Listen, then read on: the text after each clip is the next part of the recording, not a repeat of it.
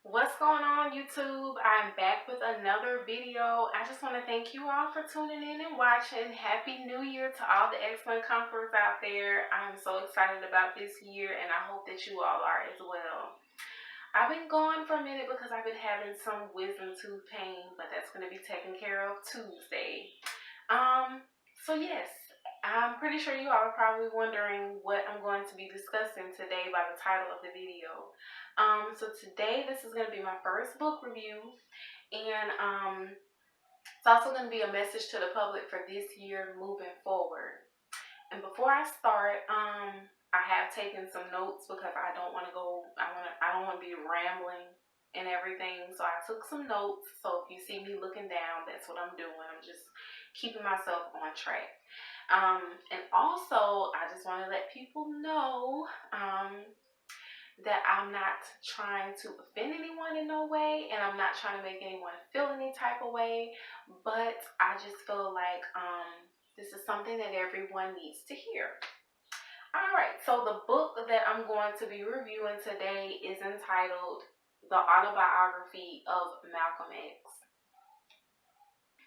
If you've read this book, I want you to comment down below, and I want you to let me all know. I want you all to let me know how this book has impacted your life.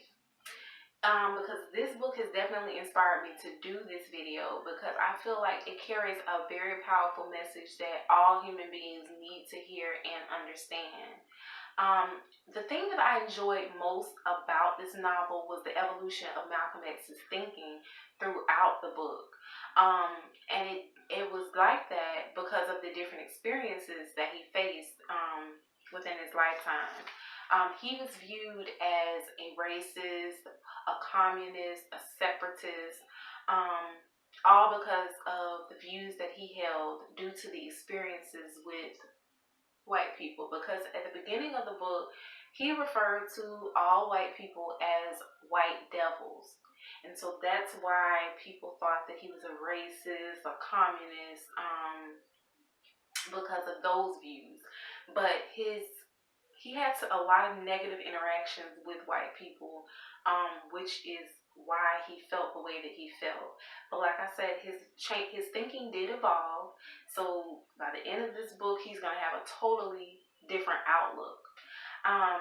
But at a very young age, his father was brutally murdered, and after his father was murdered, his mother, she didn't take it very well, and he watched her spiral down a path that led to her being committed to a mental hospital. And after she got committed to the hospital, he was separated from his brothers and sisters.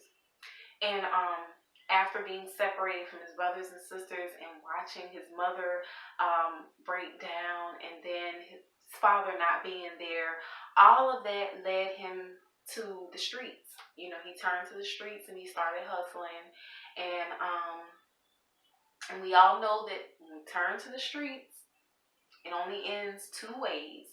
You're either going to jail or you're going to your grave. And in Malcolm X's case, he went to prison.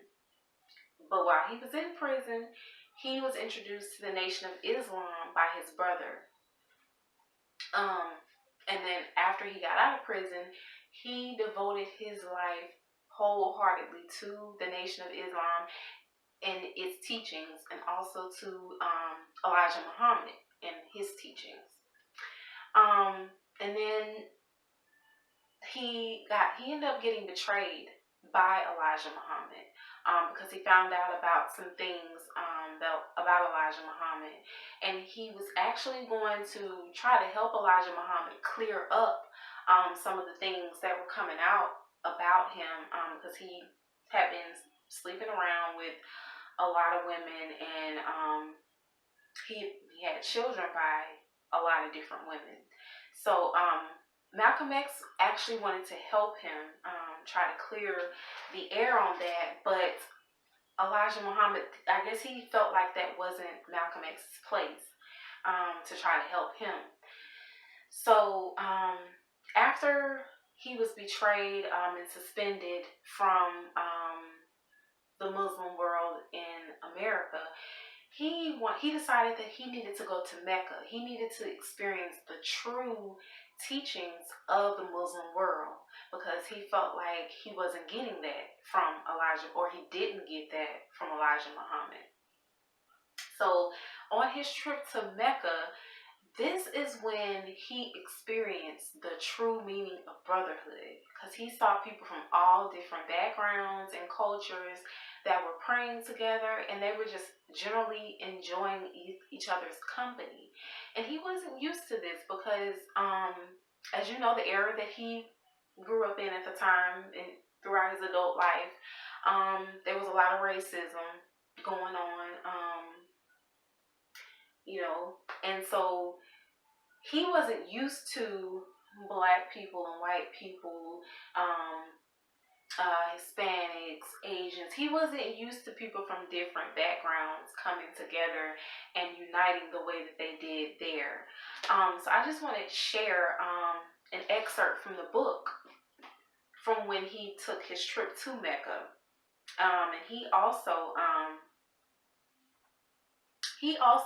during his trip to Mecca, he also talked to the Muslims there about the experiences of black men in America, well, black people in general in America. So I'm going to read that excerpt to you. Okay. So it says, I said the brotherhood, the people of all races, colors, from all over the world coming together as one. It has proved to me the power of the one God. It may have been out of taste, but that gave me an opportunity, and I used it to preach them a quick little sermon on America's racism and its evils. I could tell the impact of this upon them. They had been aware that the plight of the black man in America was bad, but they had not been aware that it was inhumane, that it was a psychological castration. These people from elsewhere around the world were shocked. As Muslims, they had a very tender heart for all unfortunates and very sensitive feelings for truth and justice. And in everything I said to them, as long as we talked, they were aware of the yardstick that I was using to measure everything. That to me, the earth's most explosive and pernicious evil is racism. The inability of God's creatures to live as one, especially in the Western world. Okay, so like I said, that when he took his trip to Mecca, he experienced something that he had never seen before, and it made him, it sparked a fire in him once he got back to America. He actually started to change and take back some of the things that he had said earlier during his life about all white people being devils. He realized that he made that statement out of a place from anger and from things that he was only used to experiencing. And so, like I said, when he got to Mecca, he started to see that yes, we all races, all people, all backgrounds can live together in peace if we choose to. He realized that once he got to Mecca. Let's see. Okay. So throughout this book, there was another thing that I wanted to point out about this book too. Throughout the book, he also mentioned the need for self-respect. And I think I definitely agree with that. He said that this was the issue, or this was the thing that all races needed. That we need to have some self-respect. And we must, and this is the way that we're going to help ourselves, was what he was basically saying. Because how we treat ourselves is going to determine how we treat other people. So if we don't love ourselves, if we don't love who we are as a person, if we don't embrace our culture and our individuality, then how are we going to embrace anybody else's? Which, like I said, I totally agree with that. And he also went on to mention that All races can live together in America. And all of us can contribute to breaking this racial divide that we're facing in America today. Now, when I say a racial divide in America today, as you all know, our president, he has some very strong policies, and a lot of them, I honestly think, are meant to hurt certain groups of people.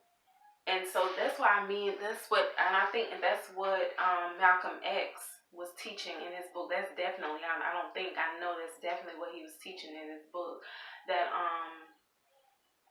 That racism is definitely a thing of the Western world, and that this racial divide has to stop, because it's eventually going to end up destroying this country if it doesn't get any better than what it is now. And that has to happen not just on one group's part. This has to be a unified effort from everyone. So in the book, I remember Malcolm X, it was a white girl that came up to him, and she was asking, because he had started his own Muslim sector in America. He had started his own, and there was a white girl that came to him, and I think she wanted to join his sector, but he was like, no whites allowed. And she was like, why? Like, what can I do? And he said nothing. But after his trip to Mecca, he said in his book that, I wish I had said something totally different to her. I wish I didn't tell her nothing, because there actually is something that all of us can do. And like he said, it starts with the self-respect. We have to be proud of who we are, who we were born as. If you are white, be proud of that. If you're black, be proud of that. If you're from Asian descent, be proud of that. If you're Hispanic, be proud of who you are. Know who you are. Embrace your culture. Learn about your culture. Find out who you are, because that is definitely going to help shape your future and shape who you are as a person and what you teach to your family and generations that follow. And that's what he was and that's what he wanted to say to her. Later on in the book, that was what he mentioned. He wanted to that was what he wanted to tell her, that there is something that she can do, and it starts in her own household, in her own community, teaching basically teaching that everyone is a human being, and everyone deserves to be treated equally, no matter what race, what color, what background they have or are. They deserve that respect, just simply because they are a human being at the end of the day. And I agree with that wholeheartedly. And I'm pretty sure a lot of you all do too. And like I said, that's the reason why I really enjoyed this book. Because it really spoke to what needs to happen today, like now. Because like I said, it's a lot of things that are going on that are being done to hurt a certain group of people. And I don't think that that's right, because at the end of the day, they deserve just as much of an opportunity as anyone else. So my challenge to each and every one of you that is watching this video today, I want you to, like I said, develop that self-pride in who you are. Okay, you don't have to change who you are to make other people happy, because that's not gonna make them happy. That's not gonna make them treat you better. Okay, that's just gonna continue to make the treatment a lot worse, because they feel like, oh, I can treat them however, and I can get whatever I want out of them. And that's not the case. That's not that's I just feel like at the end of the day, be proud. Just be proud of who you are as a person. Own who you are as a person. And never let someone treat you less of a person because of the color of your skin. I mean, like I said, that's just, at the end of the day, that's ridiculous. It really is. And it's still going on today. And like I said, I'm going to specifically say something to the Black community, because I feel like this is something that we need to hear, and it's really what I'm trying to get around to.